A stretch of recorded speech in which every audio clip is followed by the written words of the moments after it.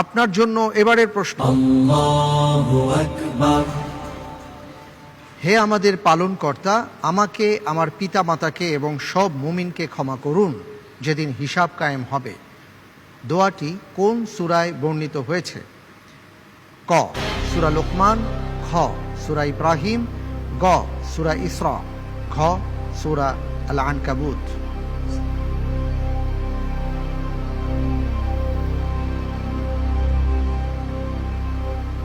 আমি আল্লাহ রাব্বুল আলামিনের উপর ভরসা করে উত্তর নিচ্ছি গ সূরা আল ইসরা।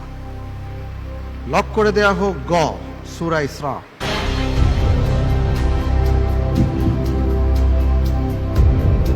আপনার উত্তরটি সঠিক হবে। উত্তর হবে খ সূরা ইব্রাহিম। শায়েখ, এ পর্যায়ে আমি একটু আপনার কাছে আসছি। সেটা হচ্ছে এই আয়াতে কারিমাতে যে বিষয়টি এসছে, যে আয়াত বলছে আমরা কি বলবো, আমাদেরকে যেন শিক্ষা দেওয়া হচ্ছে রব্বিগফিরলি ওয়ালি ওয়ালিদাইয়া ওয়ালিল মুমিনিন, যে আপনি আমাকে ক্ষমা করুন, আমার মা বাবাকে ক্ষমা করুন। এই যে মা বাবার জন্য দোয়া করা বা সন্তান সন্ততির জন্য দোয়া করা, পরিবারের জন্য দোয়া করা, এই বিষয়টি আমাদের সমাজ থেকে যেন হারিয়ে যাচ্ছে। আমরা দোয়ার জন্য অনেকের কাছে যাচ্ছি, অনেকের কাছে গিয়ে তাদের কাছে মা বাবার জন্য দোয়া চাচ্ছি, কিন্তু আমরা সন্তান হিসেবে অনেক সময় দোয়া করছি না। মা বাবার জন্য দোয়া করার ক্ষেত্রে আমাদের কি করণীয় বা আমাদের আর কি কি সুন্নাহ পদ্ধতি আছে যদি একটু বলে দেন। জাযাকুমুল্লাহু খায়রা। মা বাবার জন্য দোয়া করা, বিশেষ করে তাদের মৃত্যুর পরে, এটা সন্তানের উপরে ফরজ, কর্তব্য। মা বাবার জন্য দোয়া করা মা বাবার মৃত্যুর পরে, এটা সন্তানের কর্তব্যের অংশ। রাসূল আকরাম সাল্লাল্লাহু আলাইহি সাল্লাম বহু হাদিসে এই বিষয়ে আমাদেরকে উৎসাহিত করেছেন। আপনি যে আয়াতটি উল্লেখ করেছেন প্রশ্নের মাধ্যমে, আল্লাহ সুবহানাহু ওয়া তাআলা এখানে ইব্রাহিম আলাইহিস সালামের দোয়া উল্লেখ করেছেন। তিনি তার বাবার জন্য দোয়া করেছিলেন। তিনি বলেছেন রব্বিগফিরলি ওয়ালি ওয়ালিদাইয়া ওয়ালিল মুমিনিনা ইয়াওমা ইয়াকুমুল হিসাব। আল্লাহ, যেদিন হিসাবের দিন স্থির হবে, কিয়ামত যেদিন কায়েম হবে, সেদিন আপনি আমাকে, আমার বাবাকে এবং সকল মুমিনদেরকে ক্ষমা করুন। এই আয়াত সহ কোরআনে কারীমের আরো একাধিক আয়াত রয়েছে, যে আয়াতগুলোতে আল্লাহ সুবহানাহু ওয়া তাআলা মা বাবার প্রতি আমাদের যে কর্তব্য সেটাকে স্মরণ করিয়ে দিয়ে তাদের জন্য আমরা কিভাবে দোয়া করবো সে ভাষা পর্যন্ত শিক্ষা দিয়েছেন। আল্লাহ সুবহানাহু ওয়া তাআলা আমাদেরকে শিক্ষা দিয়েছেন আমরা যেন দোয়া করি রব্বিরহামহুমা কামা রব্বায়ানি সগীরা, এই আয়াতের মাধ্যমে এবং আরো অনেক দোয়ার মাধ্যমে।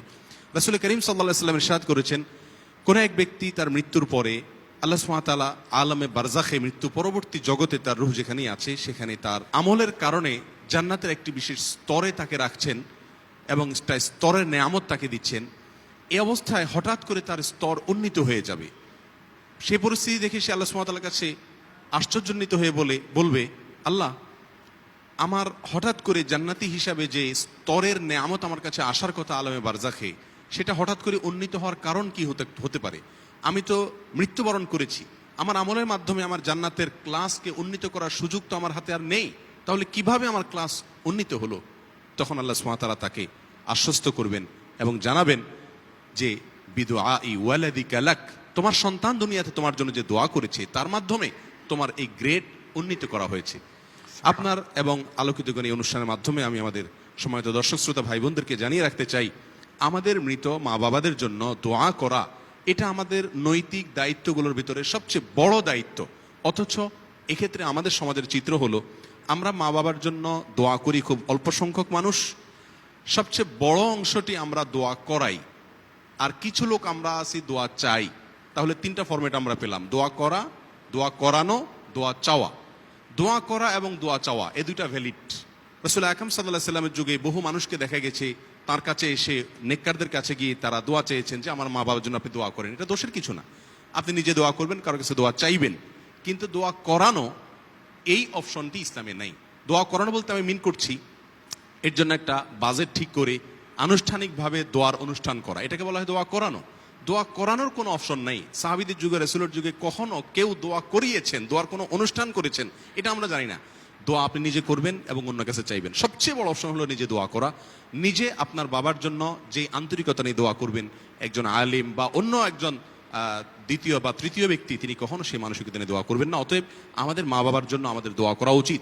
তাদের মৃত্যুবরণ করার পর তাদের প্রতি যে কর্তব্যগুলো রয়েছে, যে কর্তব্যগুলোর মাধ্যমে আমরা তাদের আনুগত্য দুনিয়াতে তাদের জীবদ্দশা যে করার কথা ছিল সেটা করতে পারি, তার ভিতরে অন্যতম এটি। এছাড়াও তার আত্মীয় স্বজন যারা ছিলেন, যাদেরকে তিনি রেখে গেছেন রক্ত সম্পর্কে, তাদের সাথে সদ্ব্যবহার করা, তার বন্ধু বান্ধবদের সাথে সদ্ব্যবহার করা, তার কোনো ওসিয়ত থাকলে সেটাকে পূরণ করা, সেই সাথে তার পক্ষ থেকে সাদাকা করা, এই কাজগুলোর মাধ্যমে আমরা আমাদের মা বাবাকে আমরা সহায়তা করতে পারি। মৃত্যুর পরেও আমরা বিররুল ওয়ালিদাইনের যে বিশাল বড় ফরিজ এবং জিম্মাদারি রয়েছে সেটা পালন করতে পারি। আল্লাহ সুবহানাহু ওয়া তাআলা আমাদের সকলকে আমাদের মা বাবার জন্য, বিশেষ করে রমাদান মুবারকের এই বরকতময় মাসে আল্লাহ সুবহানাহু ওয়া তাআলার কাছে বেশি থেকে বেশি দোয়া করা, কায়মনোবাক্যে বাক্যে দোয়া করা, চোখের পানি ফেলে তাদের জন্য ক্ষমা চাওয়ার তৌফিক দান করুন। জাযাকুমুল্লাহু খায়রা। বারাকাল্লাহু ফিক।